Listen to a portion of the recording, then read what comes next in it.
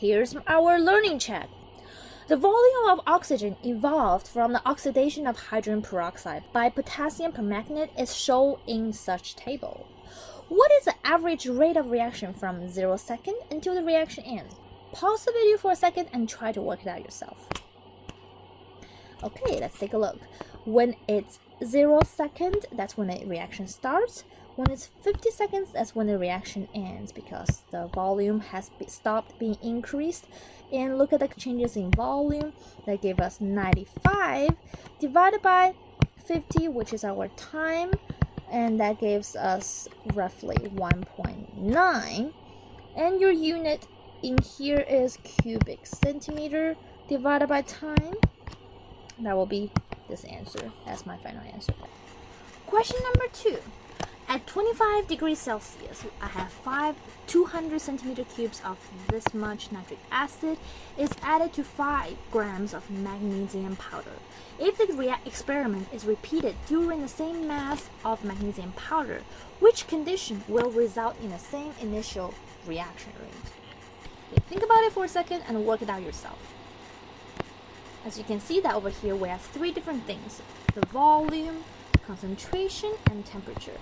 Only your concentration and temperature will affect the rate of reaction, and when you have the same concentration and you have the same temperature, and you will result in the same initial reaction rate as well. The volume only matters in terms of the final amount of your product being produced. So I have 25 degrees Celsius, 1 moles, so B will be my final answer.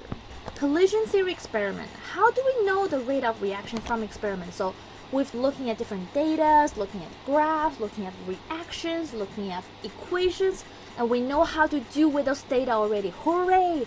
But if we actually have experiment, how do we know the rate of reaction? How do we figure out from real life the practical issues from experiment? Here's what we're going to tackle today. For all of the reactions that involves gas, you're going to monitor the changes in mass and volume. The reason for that is volume is easy because you're just basically collecting your final product, which is your gas, and see how much have changed. Monitor changes in mass.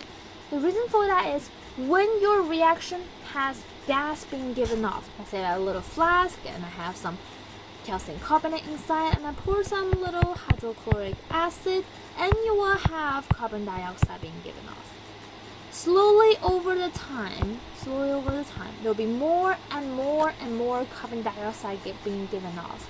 As long as I don't keep those carbon dioxide into my little flask, my system will slowly lose mass as well. So if you look at the changes in mass of your reaction, you should be able to calculate the rate of reaction from your experiment.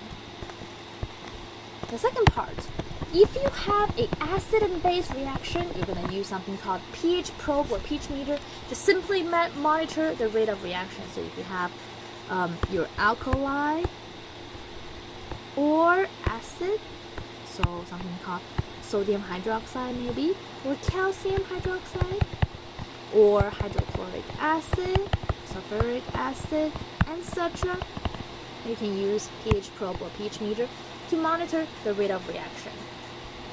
I'm going to talk more specifically about this part later on, but the reason for that is when you have an acid or a base in your reaction, they're going to slowly increase or decrease their acidity. Therefore, using pH probe or pH meter can easily monitor the pH of the system.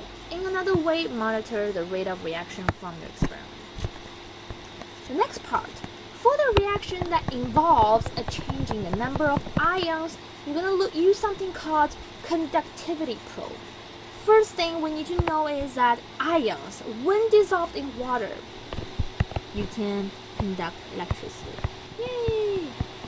But when you form solid, you cannot conduct electricity. So by looking at the changes in conductivity, we can take a look at the rate of reaction as well.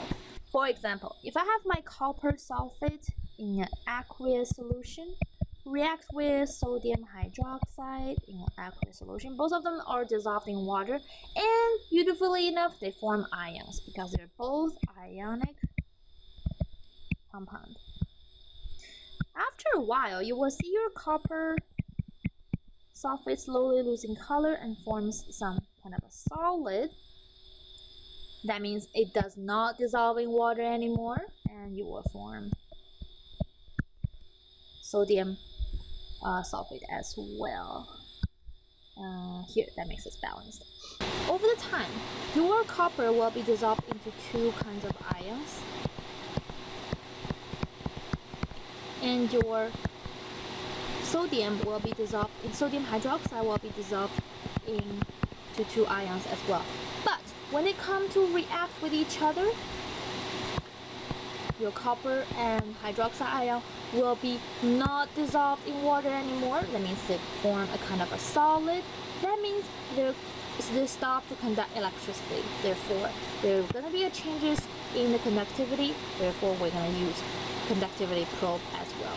So as long as you see something called, you have two different ionic compound or two aqueous solution that has ionic compound inside, and in the end they form solid, that means you can use the conductivity probe to monitor the changes in ions, and you can look at the rate of reactions from that. For your reactions that involves in a change in color, you can use colorimeter. And to be more specifically, later on in the course, we're gonna look at one beautiful reaction called iodine clock. We're gonna look at one example that involves a change in color and using colorimeter to monitor the rate of reaction from this experiment as well.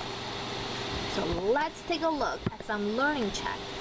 First thing first, which techniques can be monitors the rate of reduction of purple potassium permanganate to pale pink manganese bicolors hydrogen peroxide? Pause the video for a second. Yay, we can use colorimeter because there's a change in the color. Second question.